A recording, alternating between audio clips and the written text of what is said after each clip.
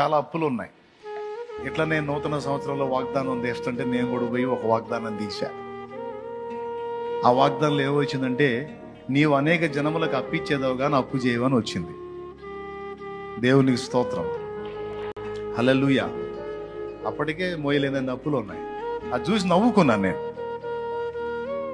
అయ్యా, నేను అప్పులు ఈటు సంగతి ఏమో కానీ ముందున్న అప్పులు పోయే మార్గం చూడమని చెప్పి నేను ఒక వెటకారపు మాట మాట్లాడి నవ్వుతా. కానీ వాగ్దానం ఇచ్చిన వాడు నమ్మదగిన వాడు.